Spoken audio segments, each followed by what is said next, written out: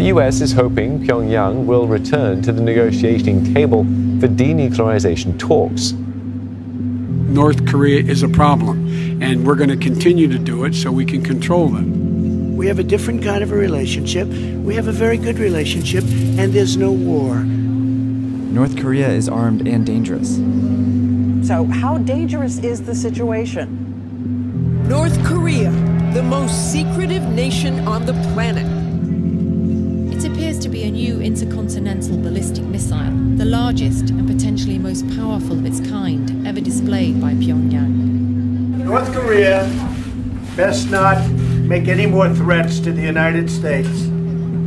They will be met with fire and fury like the world has never seen. North Korea's nuclear and ballistic missile programs pose a grave threat to the peace and security of the world.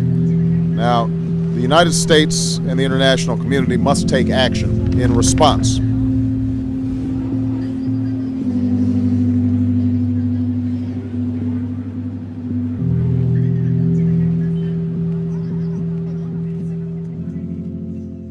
Los socios son los que han existido en la base histórica del país, que son principalmente China y la actual Federación Rusa, antes la URSS, debido a que son países que se han tenido que apoyar los unos en los otros frente a los grandes imperios, principalmente la historia del imperio japonés, y conocemos de sus invasiones, tanto en la zona de Rusia como en China, y como no Corea, 40 años de ocupación, ¿no?, japonesa. Eso hace que los vecinos más cercanos, con los que comparte Corea fronteras, como he dicho, China y Rusia, serán, además de vecinos, pues los socios más habituales a nivel comercial, a nivel de defensa, a nivel de intercambio en general.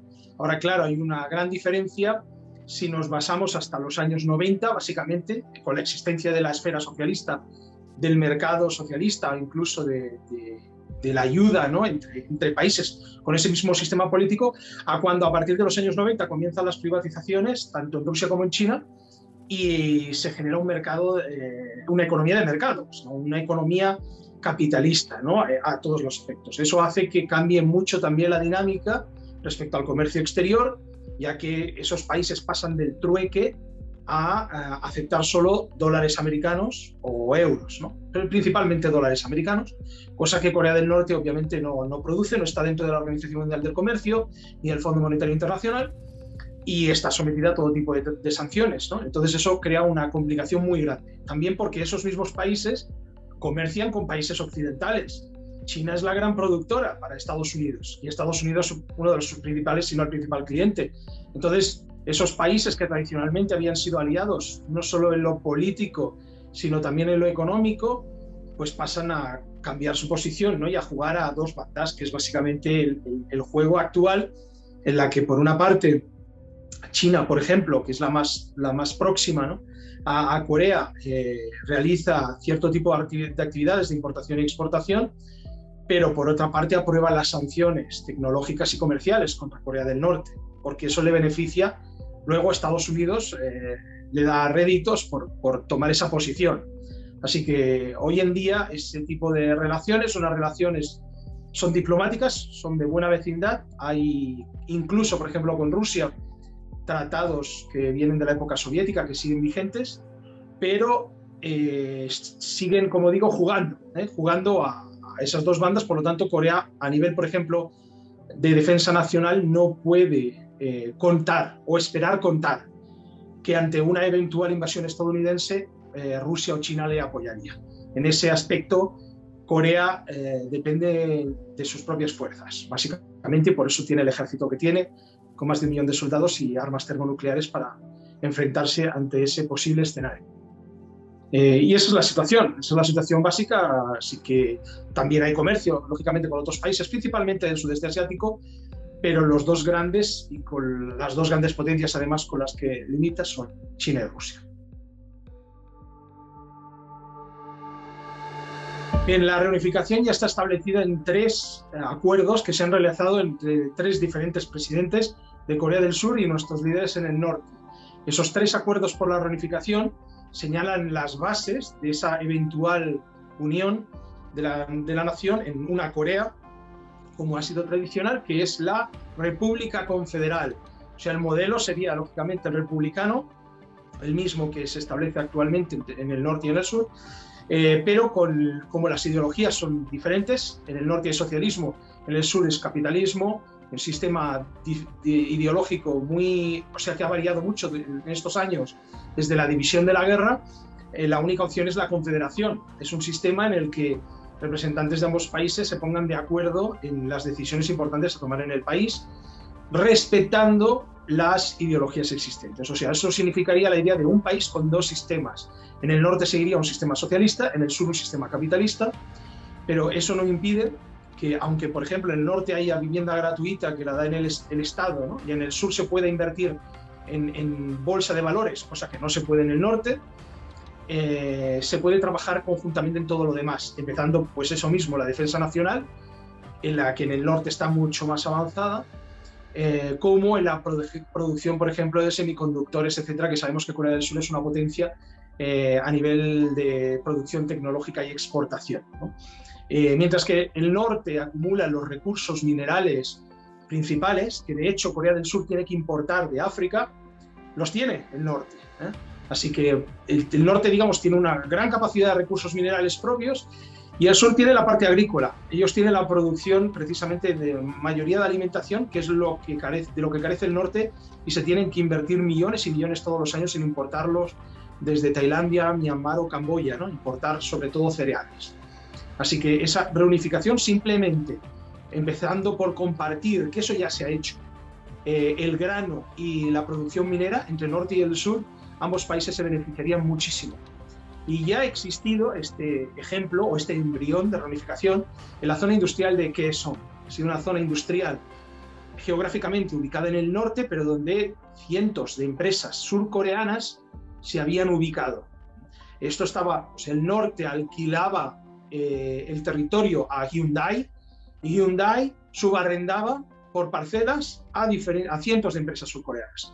Pero había miles en lista de espera. Ha sido un parque industrial muy, muy exitoso. Yo he estado ahí desde el principio de las obras a cuando ha estado produciendo y generando cientos y cientos de millones de dólares, tanto para el norte como para el sur.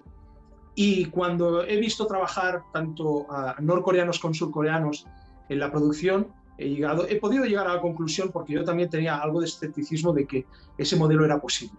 Funcionó perfectamente hasta que, por desgracia, la ex presidenta surcoreana, actualmente en prisión, Park Geun-hye, como sabemos el caso de la Rasputina, etcétera, donde ha estado en los medios, pues una persona corrupta hundió básicamente y paralizó ese encuentro, ¿no? Ese primer embrión de encuentro entre norte y sur. La clave de la reunificación está en manos de Estados Unidos, porque el norte desea esa reunificación, el sur la desea también, por eso se han encontrado los líderes de ambas naciones y la absoluta mayoría de la población apoya la reunificación pacífica de Corea, pero están los Estados Unidos por medio, que todavía tienen control político y militar en Corea del Sur. Hasta que Estados Unidos no se vaya de Corea, hasta que deje a Corea del Sur decidir por sí misma, la reunificación no será posible. Así que va a depender mucho de que Washington dé luz verde a Seúl para que avance o no en esos acuerdos, porque la voluntad incluso del actual presidente Moon Jae-in es de avanzar. El problema es que no puede dar un paso sin autorización norteamericana. Mientras el norte es independiente, el sur depende totalmente de Estados Unidos. Y ahí está la cuestión de si veremos un gran avance o no de la política norteamericana en asuntos exteriores. Puede ser de medio plazo, pero va a depender mucho del presidente de los Estados Unidos. Con Donald Trump hubiera dicho que sí existía una posibilidad de a medio plazo, una cosa de decir 12, 15 años. Se podría hacer porque la política de Trump era mucho menos intervencionista respecto al control, en este caso, de Corea del Sur, y no le hacía tanta gracia el tener a tantas tropas y tantos misiles nucleares ubicados en diferentes posiciones estratégicas. Mientras que Obama y Biden son mucho más imperialistas en ese aspecto y quieren tener controlado al mundo, en este caso Donald Trump no le interesaba tanto el intervencionismo exterior militar, porque no depende tanto de los lobbies militares estadounidenses, ¿no? Él ya tiene suficiente dinero y no tiene que crear guerras para enriquecerse más, ya tiene suficientes fuentes de financiación. Por eso va a depender mucho si el tipo de presidencia norteamericana es como el de ahora, como el de Biden, no veo grandes cambios en los próximos años y esto puede tardar pues 20 o 30. La clave, de nuevo, va a estar en ese presidente de los Estados Unidos que decida dar independencia a Corea del Sur. En el momento en que Corea del Sur pueda decidir por sí misma, la reunificación está asegurada. Y esto lo digo no solo por mi conocimiento en el gobierno en Pyongyang, sino por mis amistades y los amigos y personalidades que conozco en Seúl. Yo me relaciono también con cientos de ciudadanos surcoreanos de todo tipo de profesiones, posiciones gubernamentales, etcétera, con los que hablamos muchísimo y llegamos a esa misma conclusión. Así que incluso esta forma de pensar de que la reunificación se podrá dar realmente cuando Estados Unidos dé independencia a Corea del Sur es lo que nos va a marcar las fechas. Si un buen presidente, 10-15 años, se puede empezar la reunificación. Un buen presidente norteamericano. Si tenemos un imperialista, se puede alargar para siempre.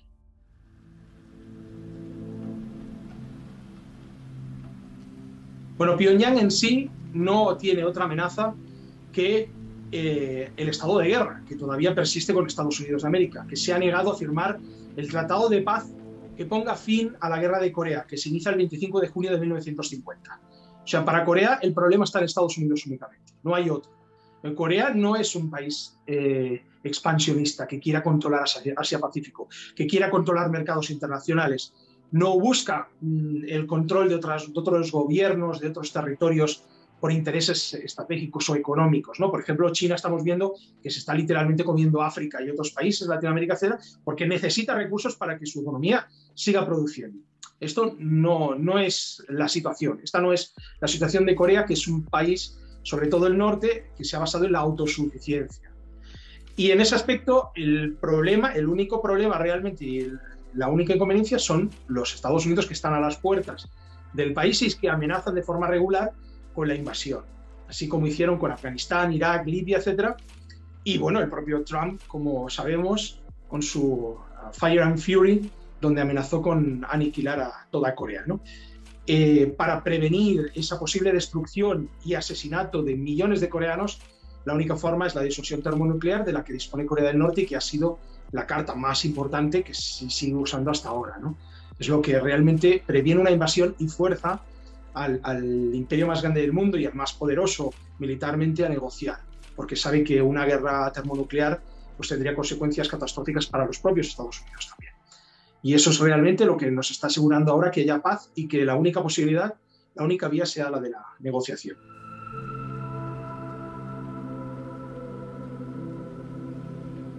Normalmente en Corea lo ejemplificamos con cómo nos tratamos mutuamente. Mientras en Corea del Norte la gente dice que el pueblo coreano y el pueblo chino son hermanos de sangre porque lucharon juntos, primero contra el imperio japonés y luego contra el imperio estadounidense, prácticamente casi 1 millón de voluntarios chinos ayudaron a Corea en la segunda fase de la guerra, entre ellas murió el propio hijo de Mao Zedong luchando allí. O sea, mientras en Corea del Norte se habla de hermanos de sangre, en China el dicho es que los chinos y los coreanos son como dientes y labios. ¿Cuál es esa diferencia? Claro, los labios son los coreanos, son los que hacen de primera línea frente al agresor extranjero. Entonces sí, estamos juntos, pero realmente es Corea del Norte la que tiene que hacer frente, la que hizo frente además en su momento en la guerra de Corea y tiene que hacer frente a los Estados Unidos en su plan de dominación mundial. Así que en ese ejemplo, en esa forma de denominar, podemos entender un poco cuál es la mentalidad. Es esa mentalidad de interés chino, de usar esa amistad y esas relaciones cuando realmente le interesa, y más ahora con los conflictos que estamos viviendo en el Mar Sur de China y con el tema de Taiwán. Las bases norteamericanas en Guam, en Okinawa y en Corea del Sur, obviamente son una amenaza, en este caso también para China en su control de la zona Asia-Pacífico, y Corea actúa como un buffer, como una protección, ¿no?, muy importante hacia la frontera china. Así que digamos que hay de nuevo ese doble interés, por una parte económico hacia Occidente y militar hacia Corea y hacia Asia, donde China juega ese doble papel. La parte política obviamente ha cambiado. Sabemos que es un partido comunista chino, pero no tiene nada que ver desde las políticas de Deng Xiaoping a las políticas anteriores, ¿no? En la época de Mao, etc. Entonces, no es un país que realmente ponga al socialismo al socialismo general, ¿no? Como prioridad, sino es más oportunista respecto a sus relaciones internacionales. En ese aspecto, Corea se puede fiar lo justo. De hecho, recuerdo un cable de Wikileaks muy interesante donde se reúnen los norteamericanos, surcoreanos y chinos para preparar un plan, porque esperaban que con la crisis tan grave económica que existió en Corea en los años 90, el país caería. Y una vez cayera el país y cayera el sistema, se iban a dividir. Ya se estaban dividiendo qué zona se quedaría en cada uno, los Estados Unidos, China y Corea del Sur, ¿no? Eso es un cable de la embajada, creo que embajada de Estados Unidos en Seúl, donde se reunieron los representantes, y ahí podemos ver pues que lógicamente a China también le interesan los recursos minerales de Corea, que los tiene al lado, y es una fuente de exportación importante hasta fecha de hoy, tanto temas relacionados con la antracita como sobre todo tierras raras, de las cuales Corea del Norte tiene muchas y China necesita para la industria aeroespacial.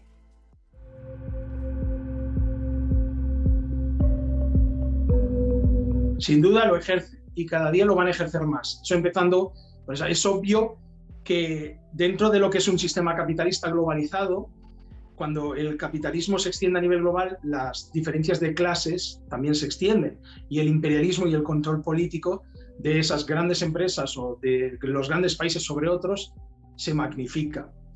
China y Rusia, siendo países con una economía capitalista, se han visto fagocitados prácticamente en lo económico, pero además en lo militar. O sea, la OTAN y Estados Unidos cada vez están moviendo las tropas más cerca y usando pues Ucrania, países del este, los países bálticos sobre todo, para ir cerrando, ¿no? Cerrando el territorio de la Federación Rusa, y eso lógicamente pues agobia a un país que fue una grandísima potencia como lo era la URSS en su momento, una de las uniones más grandes y de los ejércitos más poderosos del mundo.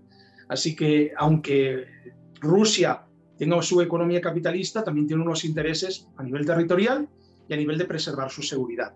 Esto está haciendo que cada vez se polarice más, o sea, haya una polarización por la parte de OTAN, países occidentales con Estados Unidos, y por otra, pues algunos países no alineados, China y Rusia, como en otro bloque.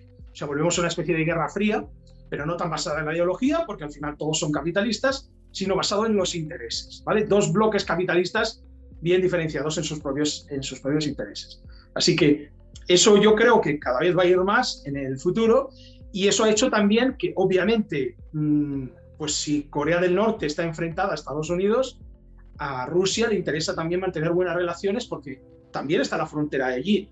O sea, como digo, hay kilómetros de frontera con la Federación Rusa y Corea del Norte ejerce también esa función de protección frente a la invasión norteamericana, ¿no? O al acercamiento norteamericano de sus tropas. Y las relaciones en los últimos 10 años han mejorado mucho. De hecho, van avanzando cada vez más. Es muy curioso también porque en Rusia todavía se conservan tratados de la época de la Unión Soviética, como es la cesión de una gran parte de Siberia para la explotación maderera, que está cedida totalmente a Corea del Norte, esa zona. Así que confían hasta el punto ese de regiones completas donde trabajan y explotan los recursos empresas estatales de la República Popular Democrática de Corea. Y la relación, yo creo que en el futuro irá todavía más a mejor. También, por ejemplo, con Rusia sucede con los puertos, ya que Corea del Norte tiene puertos que no quedan congelados durante el invierno, entonces muchos barcos rusos pueden usar puertos norcoreanos para sus mercancías, etc. Y esa sinergia yo creo que irá más en el futuro por esa misma división natural, ¿no?, que se está produciendo, se acelerará más, y el hecho de separarse de Estados Unidos significa buscar más aliados donde tengas vecinos, aunque sea de países pequeños, como en el caso de Corea.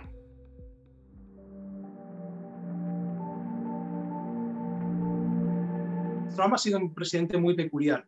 Al ser una persona billonaria, básicamente, no depender de los lobbies que pagan a tu partido. Por Estados Unidos ya sabemos, básicamente son dos partidos, poco como en España, PSOE y PP. Cada uno tiene a sus empresarios detrás, que son los que financian las campañas, los que hacen que salgas en televisión, los que hacen que tengas control, incluso que puedas comprar jueces, puedas comprar lo que necesites para conseguir el poder, básicamente. Trump ya era millonario, multimillonario. Él no necesitaba los sobres de las empresas de armamento como los necesita normalmente la mayoría de otros presidentes, como ha sido Obama o Biden. Entonces no tienes que agradar a otros empresarios y a otras empresas, sino básicamente, para mí, que Trump estaba ahí únicamente por su bucket list, o sea, para poner una X en, vale, ya he hecho todo lo que quería en esta vida, ahora quiero ser presidente para eternizarme, ¿no? Porque tiene normalmente ese ego tan grande, sobre todo los millonarios, pues, quieren ser algo más aparte de millonarios. Y lo consigue, ¿de acuerdo? También a base de dinero consigue esa presidencia, pero a la hora de tomar decisiones, él es un hombre de negocios, las toma como un hombre de negocios, no como un enviado de los lobbies de armamento americanos. Y ahí es el gran shock. Cuando Trump vio que Corea del Norte tenía capacidad termonuclear que podía golpear cualquier ciudad de los Estados Unidos, o sea, tiene misiles que alcanzan 25.000 kilómetros de distancia y las cabezas termonucleares que equivalen a 1000 veces las bombas de Hiroshima y Nagasaki. Así que antes de ser destruida, Corea podría, como un escorpión, acabar realmente con la normalidad de Estados Unidos. Cuando eso pasó, Trump vio, ¿cómo lo resuelvo? Si no puedo por las armas, como estaban acostumbrados, vamos a negociar. Es un hombre de negocios. Y ahí es donde cambia totalmente su posición de destrucción total de Corea a voy a sentarme con Kim Jong-un y voy a saber quién es. Y de hecho se hace un buen amigo, le envía palabras preciosas, que es que si uno lee los comunicados sociales de Trump era increíble. Y de repente decide, con apenas 2 días de antelación, algo que no se ha hecho jamás, en una visita de Corea del Sur, pasar al norte. Ha sido el primer presidente de los Estados Unidos que ha pisado el norte, primer presidente en activo. Han estado también Clinton, estuvo Jimmy Carter, pero ya cuando no siendo presidentes y para otras cosas, ¿no? Para liberación de espías americanos, etc. Pero Trump hizo lo que no había hecho nadie. Además, volvió locos a todos los agentes de protocolo y a los propios surcoreanos, porque en 2 días se tuvo que preparar su encuentro con Kim Jong-un. Kim Jong-un dijo, ahí estaré. Y se fue con 2 días de antelación a ver. Así, realmente Corea del Norte siempre está abierta a la negociación y abierta a la discusión y a normalizar las relaciones. Pero Estados Unidos es siempre el que se ha quedado aparte, el que se ha negado a ello, pero Trump rompió el molde en este caso. Así que si vuelve a salir, si se presenta, vuelve a salir, yo creo que realmente se puede llegar a firmar la paz. Yo creo que sí. Se puede llegar a la paz, acabar con la guerra de Corea de una vez, incluso la apertura de relaciones diplomáticas de algún tipo de oficina, primero comercial y posteriormente una embajada. Ya casi se logró en la época de Clinton, pero perdió las elecciones y vino Bush Jr. y destruyó todo lo que había construido William Jefferson Clinton en su momento. Y eso que pasó con Clinton podría pasar con Trump en este momento, pero vamos a ver qué es lo que sucede y por dónde van los tiros.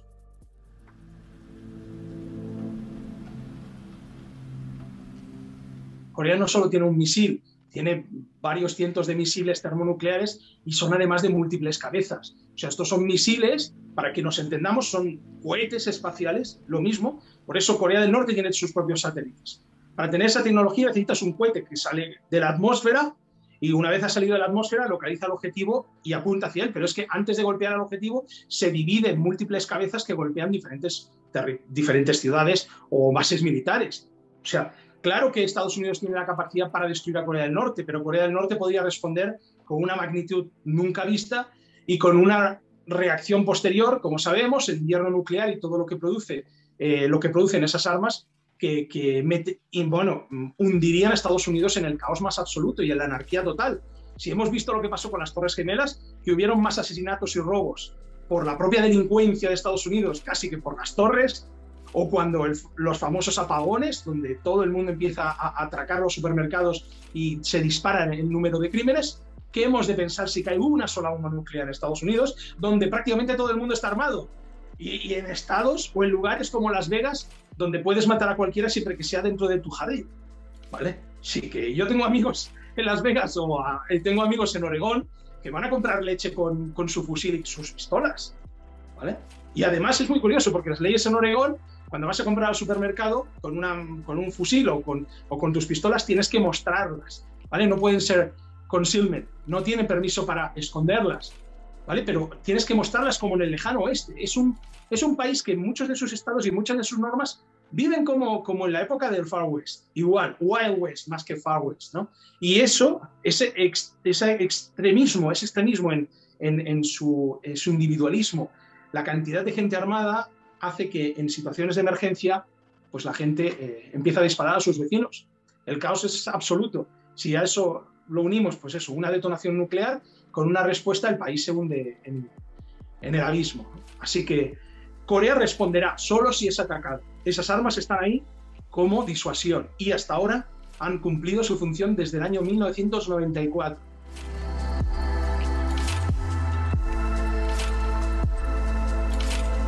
Todos los imperios acaban cayendo, todos, absolutamente todos, hasta el Imperio Romano, ¿vale? Entonces, todos los imperios tienen unas fases, igual que el propio sistema capitalista.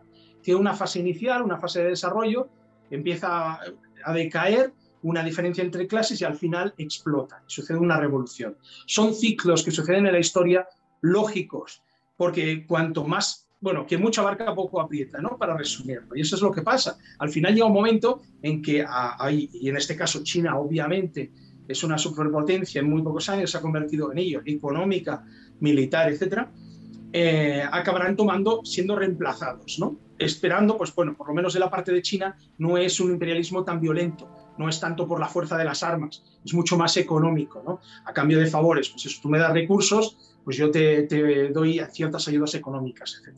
Un imperialismo, digamos, mucho más soft, más suave y sobre todo a nivel económico, ¿no? Que reemplazará, y lógicamente también Rusia tiene su parte, pero reemplazará al control. Ahora también con lo que se nos viene, tanto con las monedas electrónicas que están creando cada gobierno, como todo el tema cripto y blockchain que va cada día más, eso va todavía más de descentralizar y quitar el poder, el control económico, sobre todo a nivel de comercio internacional, de las manos de los países. Claro, hasta ahora estaba todo dolarizado. O tenías dólares o no podías importar o exportar prácticamente nada, excepto eso, excepto algo a la Unión Europea si te dejaban. Con este cambio que está sucediendo, pues yo creo que habrá mucha más multilateralidad, habrá más países también que no se alinearán, pero desde luego que China pues, probablemente sea la primera potencia, ¿no? Es emergente y que va a ser la primera y sustituirá a los Estados Unidos. Ahora, para mí personalmente y para Corea, ningún imperialismo es bueno, ni económico, político, ni militar. Creemos en la autodeterminación de los países, en su propia decisión de tener su destino y no ser controlados por otras potencias mayores.